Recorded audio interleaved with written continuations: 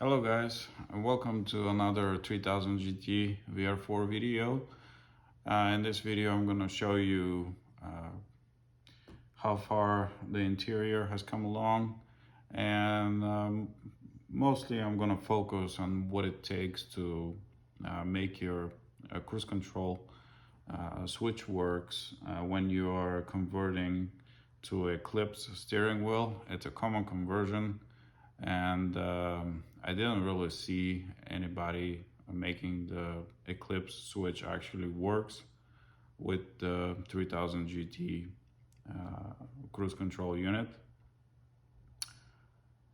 It is not that hard to do if you're skilled with a soldering iron. But if you can't do it, I'm sure you can find somebody who have enough skill to do this for you. So yeah, let's just get right to the point, and I will explain what needs to happen in order for the Eclipse switch to work. So here's the wiring diagram, and this is the wiring diagram for 3000 GT. This is actually 94 and this is 91. In 91 you can't get these nice colored wiring diagrams that are laid out a little bit better, a little bit more understandable. This is original Mitsubishi wiring diagram. It's a little more strange to figure out, but since it's the same 91 and 94, the switches operate the same way. And here's our clock spring, and here is the cruise control switch. So the way the cruise control switch works is it's got 3 switches, and each switch, 2 of the switches have a resistor in line. The cancel switch has no resistor in line, so whenever you hit cancel, you're basically given the ECU full power. So it doesn't matter which wire goes where here. We don't have a diode in line that controls our current flow. So when you're connecting the new switch, the switch from the Eclipse, it really doesn't matter which way you're going to connect the wires, it will still work. But the way the switch works is these resistors change voltage that it's provided to the ECU, and depending on the voltage that it's provided, it knows what you're trying to do. So these resistors here are of different value, and therefore they manipulate the voltage in a different manner. So it knows whether you want to resume or set or cancel. Like I said, there is no resistor in line here, so this is like full voltage coming in. So there are these 2 resistors. We need to take those out of the old switch and basically put them on into the new switch in order for the system to work, because Eclipse switch uses, this is the Eclipse switch, and the Eclipse switch actually has 3 pins, because the Eclipse switch has the on and off button here on the switch, versus 3000 GT has the on and off button in the center console by the radio. So this button is not going to be used, and the pins here go 1, 2, 3 from the outside. 1, 2, 3. So pin 1 is the one that we're not using. So if you look at the diagram here, the wire goes in to pin 2, and there is another resistor here, and when you press and close the switch, it manipulates the voltage to tells the ECU to turn on the cruise control unit. So here are the resistors here. So this switch has 3 resistors versus the one from the 3000 GT has only 2 resistors. So we're not concerned about this line. We're not going to use this, but we need to route these 2 resistors. Basically, we need to remove these 2 resistors and put these 2 in their place. Now, hang on a second, I had a paper here where I measured resistance. Here.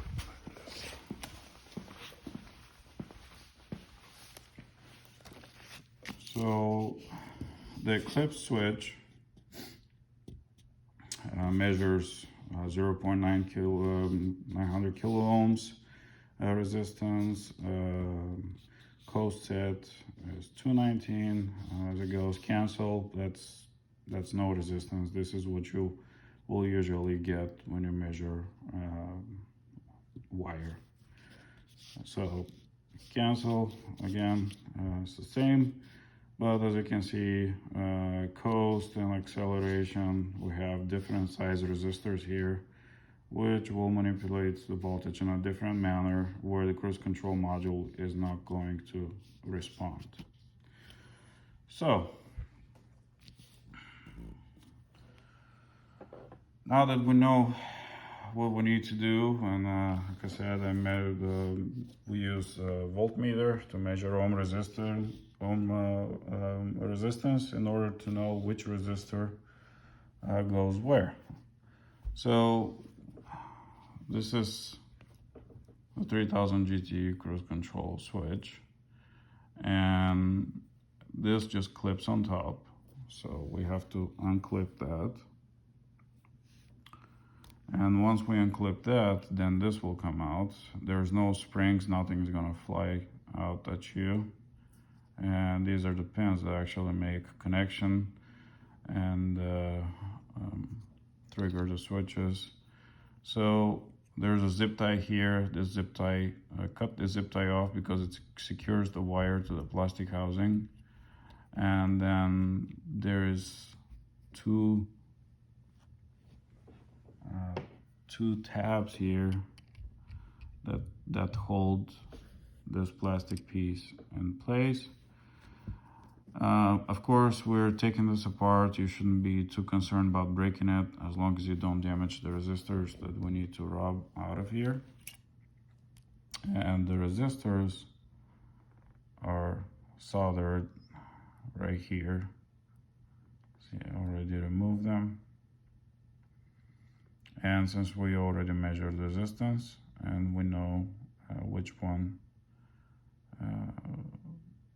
basically take those off of here, unsolder those 2 resistors, and we measured the resistance here by plugging a wire in the switch, and we measured the resistance, and we know each resistor value. So when you measure resistance here on the resistors, you'll find out which one is coast and which one is for accelerate. So in this case, this resistor was coast, this one was accelerate, and this down on the bottom is the one that we're not concerned about. This is the one that it's on and off switch for the Eclipse. So the problem here is that these resistors are not soldered on this switch. They're welded in place, which in a way is a good thing and bad thing. It would have been easier to desolder what's there and solder new ones, but still it wasn't that hard to remove the old ones. I'm just gonna put the camera for a moment down, and I'm gonna explain what I did.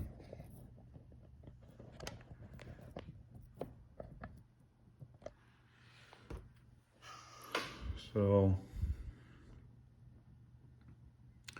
because this is kind of welded here and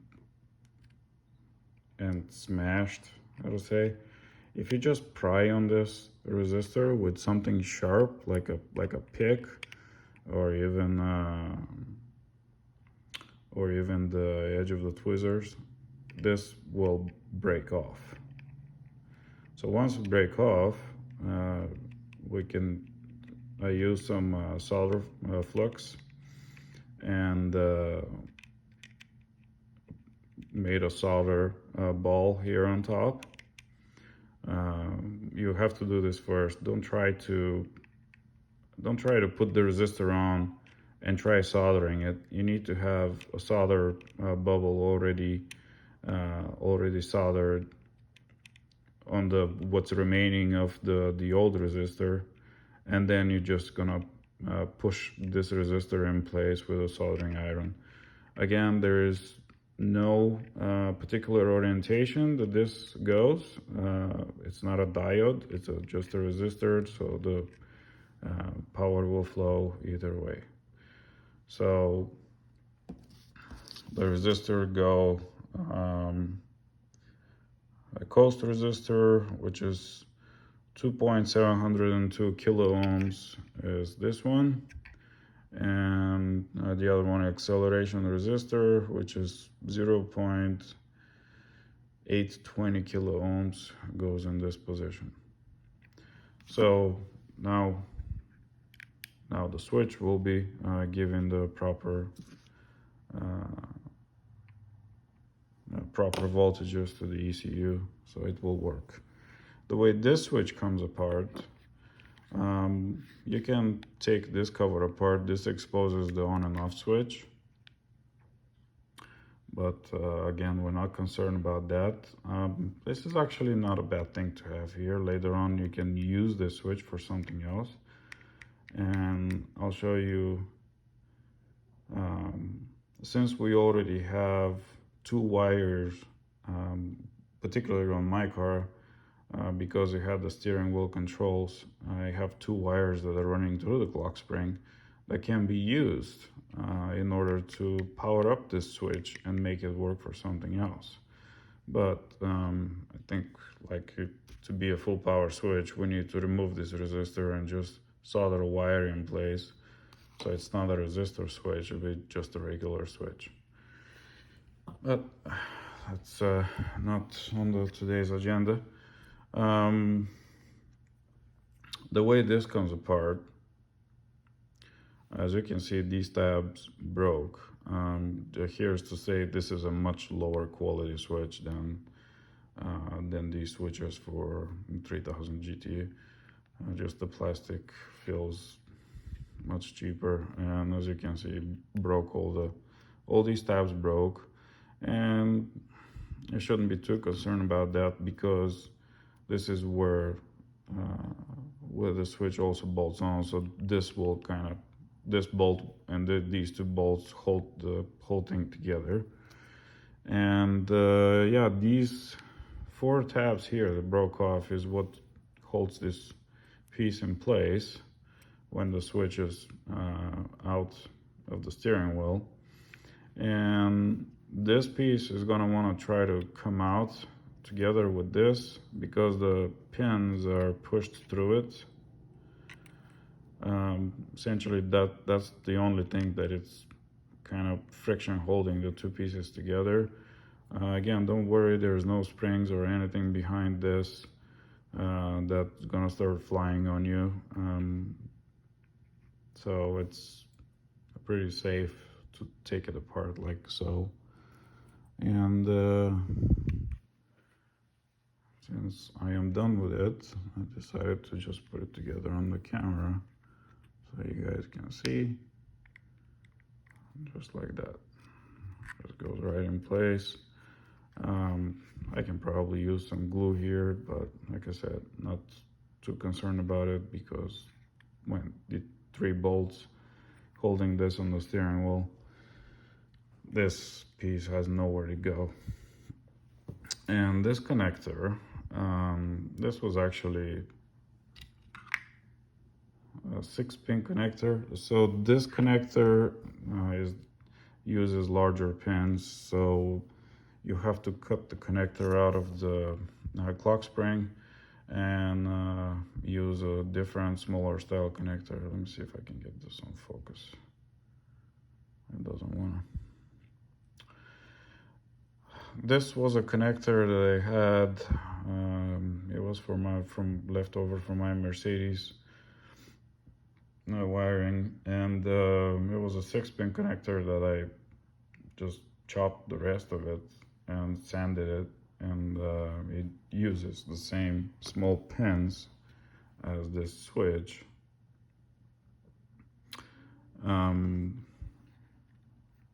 Worst case scenario, you have to buy a Mitsubishi Eclipse clock spring that comes with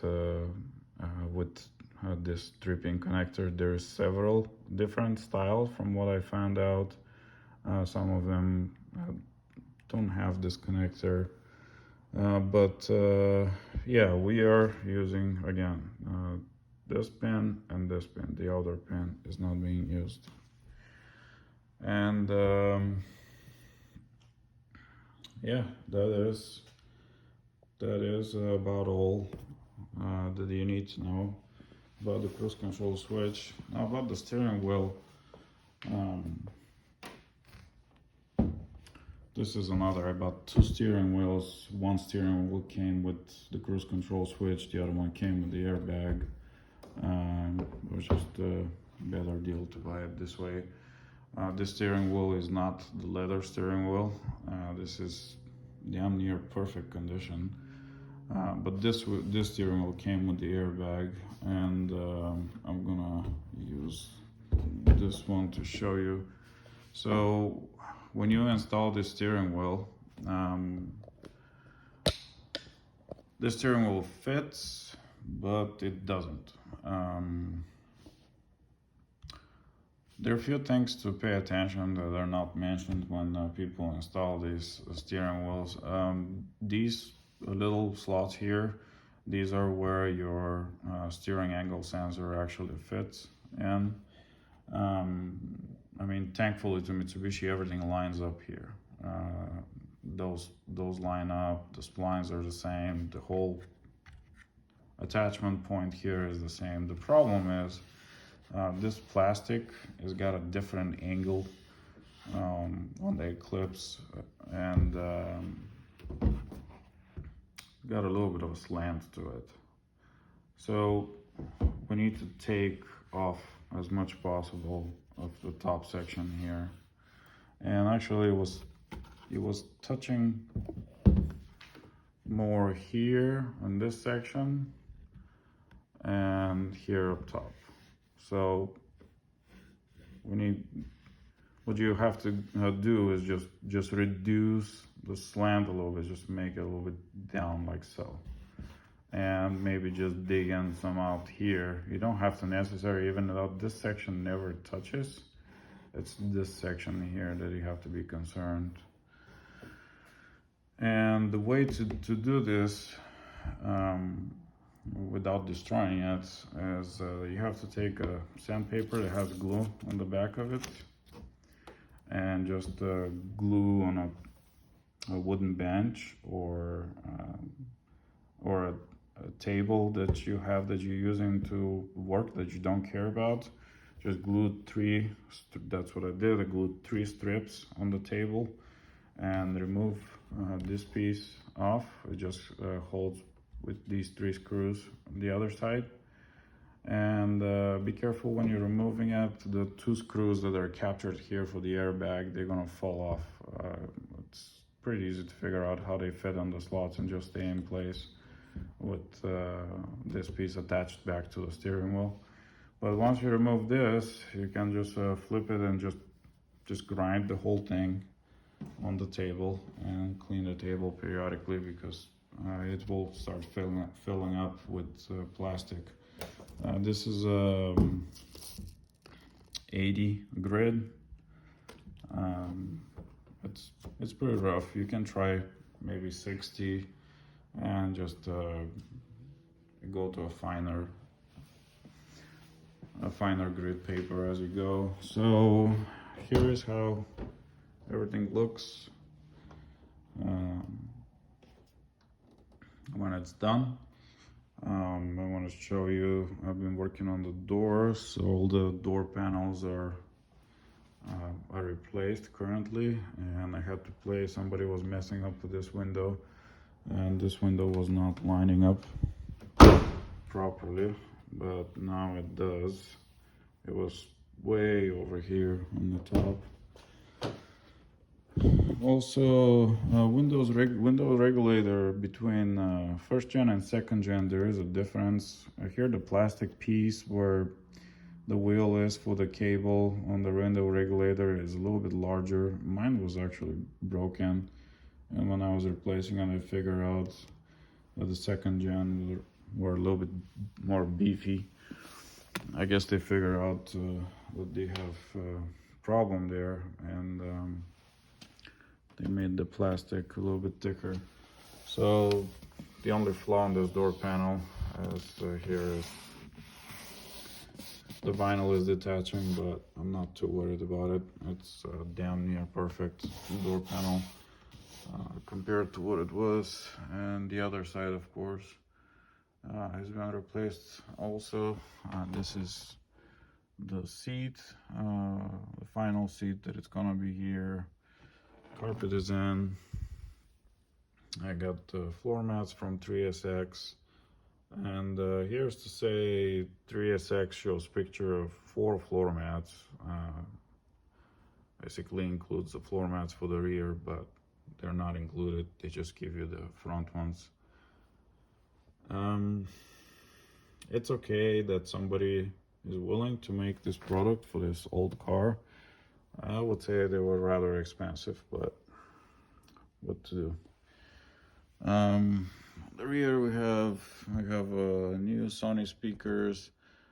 These speakers fit on the original holes. You don't have to drill anything. These are from Walmart. They're 6x9 Sony speakers, and I use some on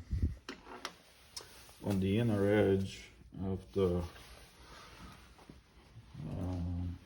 speaker. I use this. This is weather stripping, kind of like a sponge tape, and I taped it on the inside, right along this edge and the speaker box. So that kind of cushions the speaker, because the original speakers actually have that little tape. Actually, it's glued to the speaker, not to the speaker box. But yeah, this is what I did, and just to kind of isolate and give the speaker cushion, just let the sponge tape stick out a little bit, so when you put the speaker on, it kind of gets in place and squishes it a little bit down. So also these speakers I replaced again from Walmart. I forgot the size on these, but I'm sure you can find that. And yeah, this is so far how it looks in here. I still have to fix the roof. I have all the pieces on the interior, but the reason I haven't put the upper part of them, I mean, number one, I was busy with everything down here, but I want to remove these pieces. And in order to remove those, you have to remove the seals and then this drip rail to expose the bolts that hold this in place. And there is a screw that is hidden behind here that you need to expose in order to get the sail panel out. And yeah, so that will be for another day, another time. So let's see here how the steering wheel fits. It is exact same size as the original steering wheel. It's actually pulls the steering wheel a little bit further, like very slightly further toward you. But the way the way it puts your hands in place, it's really nice because it puts them right on the levers. And remove the airbag and I'll show you guys here what's behind it. So this cable, it used to sit like that with the old airbag, and as you can see with the years it just taken shape like that, and it's tough. So we need to warm up this cable with the hair dryer and twist it to sit, because the way it attaches on the other airbag, it attaches the other way around. So that's one that you need to kind of pay attention to and be gentle with. We don't want to break these wires. And these are the wires for the cruise control switch that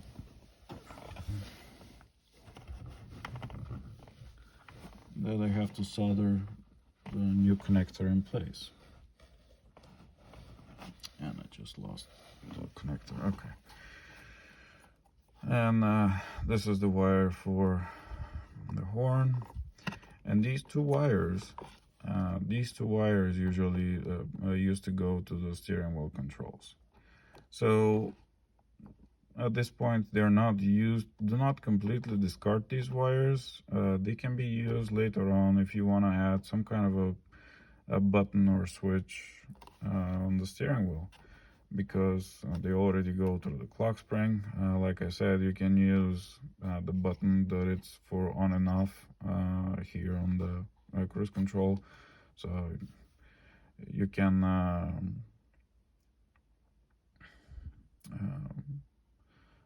just remove the two wires if you that are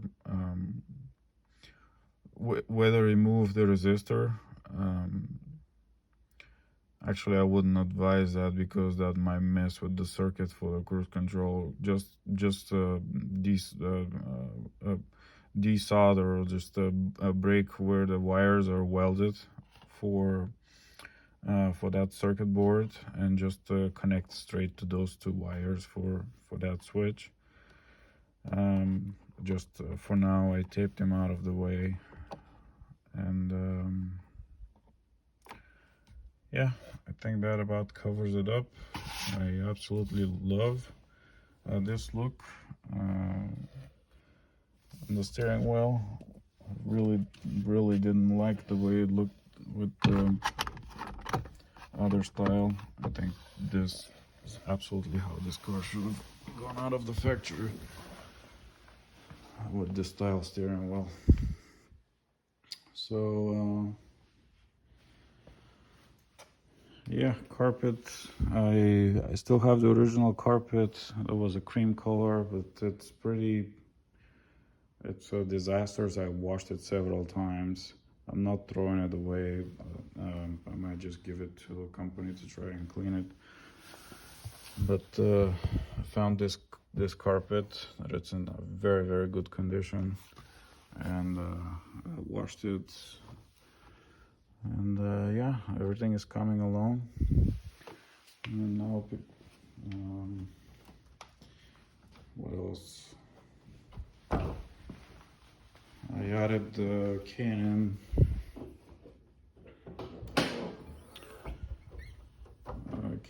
intake air filter. I'm not a big fan of K&N filters, but the way things are here, it just belongs here. Absolutely belongs here on this car. And this car doesn't take air from outside really. The airbox, kind of a horn, goes under here, under the fuse box, and pretty much takes air from that section. And the placement for this air filter is actually pretty good. It's far away from exhaust. It's far away from it sits past the transmission on this end. Yes, it's gonna get hot under here when it's summer, but it absolutely belongs here. There's nothing to say about this specifically. Okay, the clamp is way too long that comes in the kit, so it is a really long it's a very large size clamp, so you're most likely not going to find something that exactly what you need in the parts store. So what I did is I had these clamps, two same clamps, and I connected them both together. The other screw connection is on the bottom of the filter, so these are two clamps that are connected together. And I used the original kind of a screws just to blend everything in, because the screws, and if you get a new clamp, it kind of like shines too much in here. It looks like it doesn't belong. So